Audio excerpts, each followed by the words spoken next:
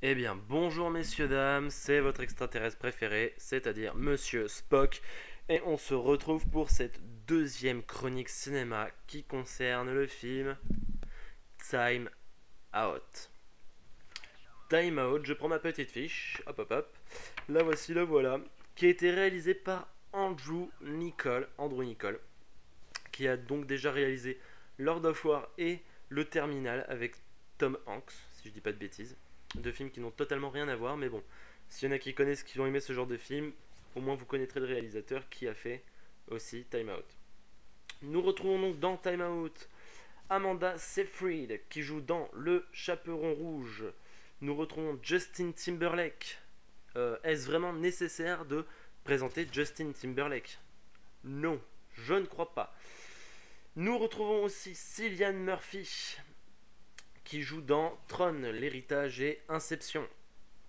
Et enfin, comme dernier acteur principal, nous retrouvons Vincent Kartheiser, qui joue entre autres la voix de Ezekiel dans Rango, le dessin animé. S'il y en a qui connaissent, vous aurez au moins une idée de qui ça peut être.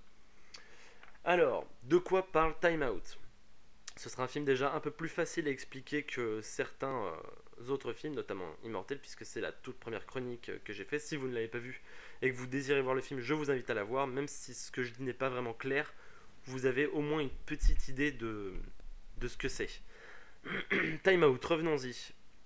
Eh bien c'est simple, le temps a remplacé l'argent.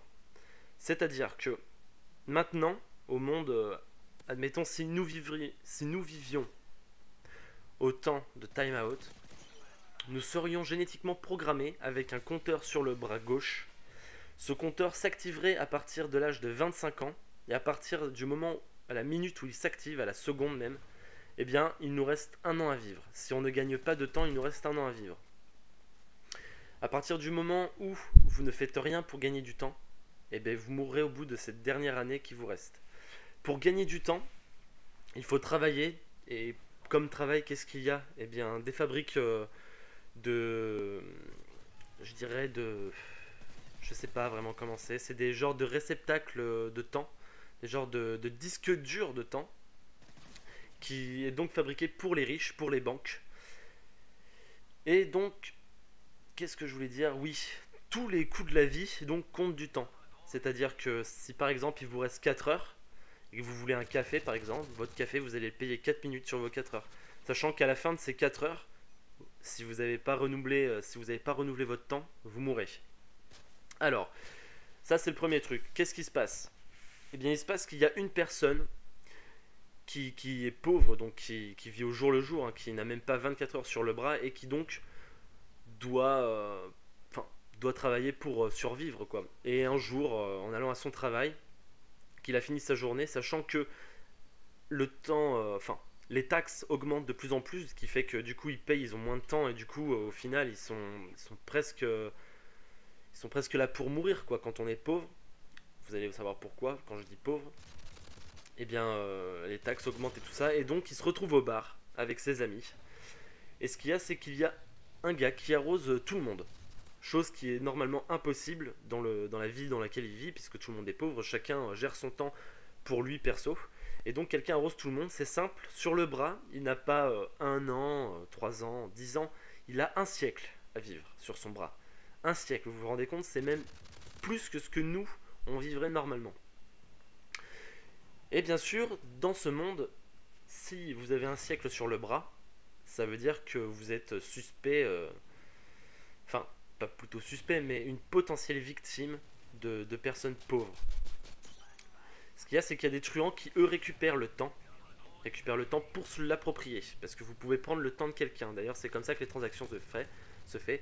Vous serrez l'avant-bras droit de celui à qui vous voulez prendre ou donner du temps, et le transfert se fait.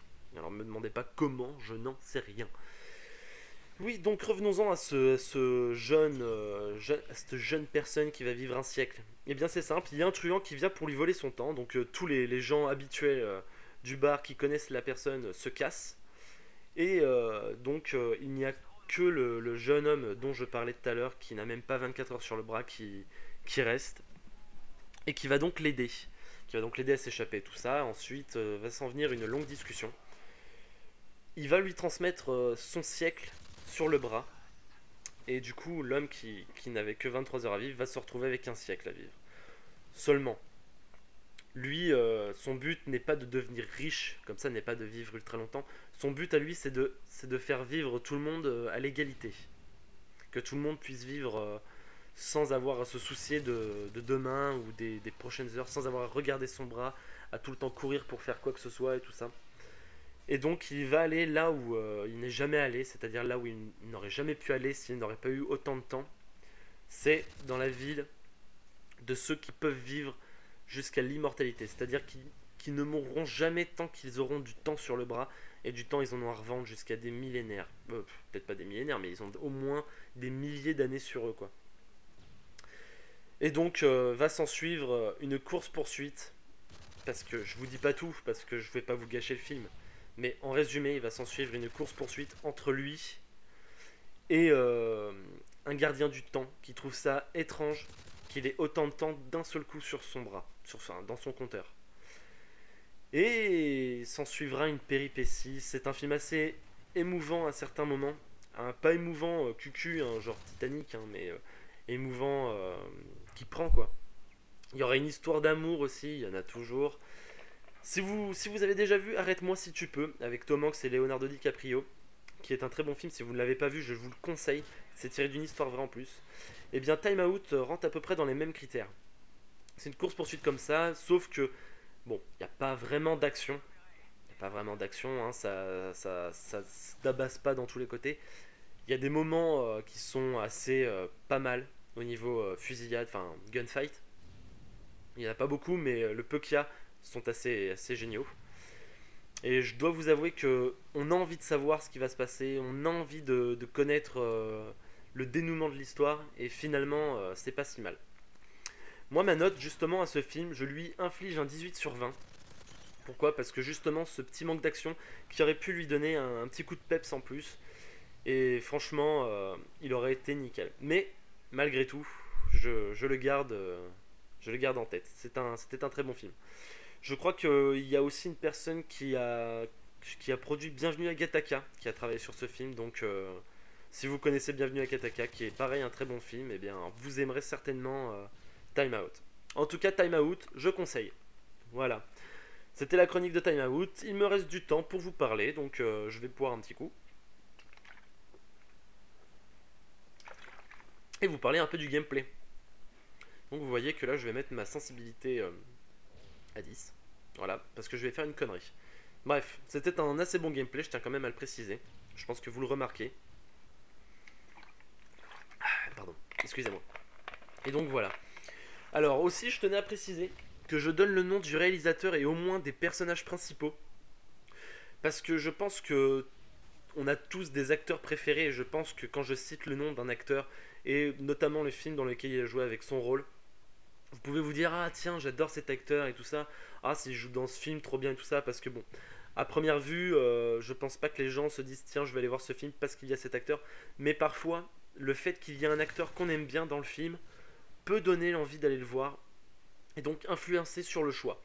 Si je donne ensuite le nom du réalisateur, c'est parce que c'est une chose importante. Le réalisateur, si par exemple vous avez aimé deux films qui pour vous n'ont strictement rien à voir, mais qui ont été faits par le même réalisateur, vous pouvez très bien vous dire que si ce réalisateur a fait les deux films que vous avez vraiment aimés, et bien s'il a fait un troisième film que vous ne connaissez pas et que vous avez une hésitation à aller voir et que vous vous dites tiens, mais c'est ce réalisateur qui l'a fait, eh bien je peux aller le voir, je sais que j'apprécierai le film. Et croyez-moi, selon le réalisateur que vous allez prendre et choisir et tout ça, il y a des films que vous ne pouvez pas vous tromper si vous allez le voir au cinéma, vous ne le regretterez pas. Et ça, je peux vous aider. Enfin presque, parce que je connais pas tout le monde non plus. Donc voilà, c'est pour ça que je fais cette petite parenthèse, mais ne vous inquiétez pas, je ne dis pas tous les personnages, exclusivement les principaux qui interviennent dans l'histoire. Voilà, c'était cette deuxième chronique vidéo sur le film Time Out, je le répète, et j'espère qu'elle vous aura plu. Moi en tout cas, ça me plaît de faire ça, ça me plaît de le faire pour vous, ça me donne un peu de travail en plus, mais c'est pas grave, ça me plaît.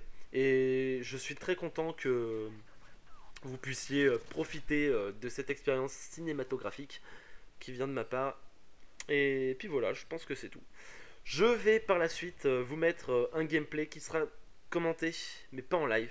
Et si je vous le mets, c'est exclusivement parce qu'on arrive en week-end et que j'ai fait une excellente partie. Et je veux vous prouver que même moi, Spock Kirk, qui suis la funité sûre, dure, pure, que même moi, Spock Kirk, sur ma vie, je peux faire des bonnes parties. Et oui. Allez, c'était Spock, je vous laisse. Et sur ce, je vous dis, gardez la pêche, brossez-vous les dents, tapotez votre oreiller et dormez bien. Faites attention parce que des fois il y a des étoiles qui tombent du ciel et ça peut faire mal si on est en dessous. Donc faut faire gaffe. En plus il y a une avalanche de je sais pas quoi. Bref. Ciao, bye.